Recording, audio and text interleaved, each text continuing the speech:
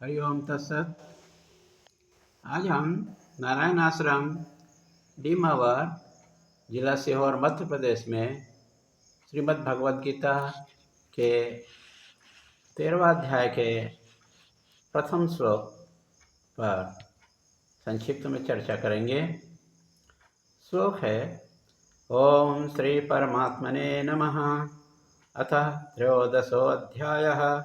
श्री भगवानुवाच इदं शरीरं कौन्तेय क्षेत्रमित्यभिधीयते एतद्वेत्ति तं प्राहुः क्षेत्रज्ञ इति तद्विधिः। अतः श्री भगवान बोलते हैं कि जैसे खेत और खेत का मालिक दोनों अलग होते हैं, वैसे ही शरीर को जानने वाले को क्षेत्रज्ञ और शरीर को क्षेत्र कहते हैं। धर्म प्रधान सूक्ष्म शरीर होता है और कर्म प्रधान स्थूल शरीर, दोनों आपस में लड़ते रहते हैं। अर्थात सात्विक और राजस तामस में हमेशा द्वंद्व होते रहता है। सात्विक पुरुष संख्या में बहुत कम होते हैं और राजस तामस अधिक होते हैं। सामान्यतः साधु महात्मा संत न तो 24 घंटा ध्यान कर सकते हैं, न समाधि लगा सकते हैं और न ही कर्म कर सकते हैं, तो फिर गृहस्थों की बात ही क्या है। अतः गृहस्थों को परिवार का पालन पोषण, व्यवसाय आदि करने के पश्चात जो समय बचता है उसका उपयोग साधना में लगाना चाहिए। तो अभी इस श्लोक के अनुसार अब हम सर्वप्रथम शरीर को समझना होगा कि शरीर क्या है। स्थूल शरीर जायज, अंडज, स्वेदज और उद्भिज, इन चारों में से किसी एक में जन्म लेता है। शरीर की 3 स्थितियां होती हैं और वो है स्थूल शरीर, सूक्ष्म शरीर और कारण शरीर। स्थूल शरीर किसे कहते हैं? जो षड विकार से युक्त होता है। षट विकार क्या है? अस्थि, व्यवहार योग्य, उत्पन्न होना, जायते, वर्धते, बढ़ता है, विपरिमते, परिवर्तित होते रहता है, पक्षीयते, घटता है और अंत में नष्ट हो जाता है। पंचीकृत पंच महाभूत से बना होता है। कर्म के कारण सुख दुख को भोगता है। सूक्ष्म शरीर क्या है?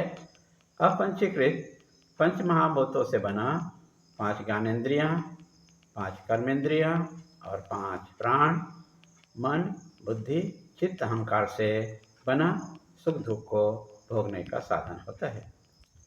कारण शरीर क्या है? अनिर्वचनीय, अनादि, अविद्या रूप दोनों शरीर का कारण होते हुए भी अज्ञान होता है। जीव अज्ञान के कारण शरीर में अहम को बढ़ाता है, ममत्व ग्रहण करता है। जीव का कोई नाम रूप नहीं होता है, शरीर का नाम भी होता है और रूप भी होता है। और माया आ गई तो राग द्वेष से भर जाता है।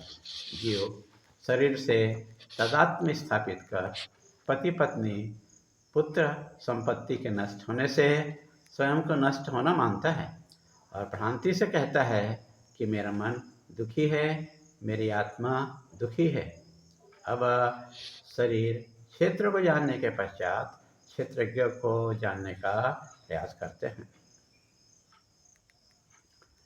शरीर के स्थूल, सूक्ष्म, कारण शरीर, जिसे स्थूल को विश्व, सूक्ष्म शरीर को तेजस और कारण शरीर को प्राज्ञ कहते हैं। अवस्थात्रय अर्थात जागृत, स्वप्न और सुसुप्ति को कहते हैं। पंचकोशातीत, पंचकोशन कौन का है? अन्नमय कोश, प्राणमय कोश, मनोमय कोश, विज्ञानमय कोश और आनंदमय कोश, ये पंच कोश है। इससे अतीत है और सत चित अनंत स्वरूप को जानने वाले को क्षेत्रज्ञ कहते हैं। संसार का कारण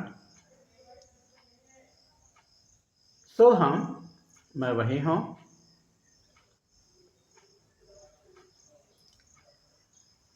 का ज्ञाता क्षेत्रज्ञ है। क्षेत्रज्ञ को आत्मा भी कहते हैं। स्वयं प्रकाश ही आत्मा है। सच्चित आनंद ही आत्मा है। आनंद चिदानंद है। एक ही देवता सभी भूतों में है, वही आत्मा मैं हूँ। ऐसा विशुद्ध अंतःकरण वाले उत्तम अधिकारियों के लिए विशुद्ध ज्ञान को भगवान श्री कृष्ण गीता के अंतिम षटक अर्थात 13, 14, 15 में कर्ता कर्ता और 16, 17, 18 अध्याय में तत्व का विवेक का विवेचन करेंगे। संसार का कारण अपरा प्रवृत्ति या त्रिगुणात्मक प्रवृत्ति क्षेत्रज्ञ तथा पर प्रकृति को जीवभूत को क्षेत्रज्ञ कहते हैं। नास्तिक लोग जगत और जीव को मानते हैं लेकिन ईश्वर को नहीं मानते। जो क्षेत्र और क्षेत्रज्ञ दोनों को जानने वाले को ज्ञानी विवेकी पुरुष कहते हैं। शरीर साधक बनता है तो कभी संसारी भी बनता है। साधक में समदम आदि होते हैं। आधा पेट सात्विक भोजन करता है और जानता है कि कर्म शरीर में सुख दुख उत्पन्न करता है, जबकि सांसारिक राग द्वेष से भरा रहता है। पसंद की चीज खाता है। क्षेत्र विकारी होता है और क्षेत्रज्ञ अविकारी होता है। हरि ओम तत्सत।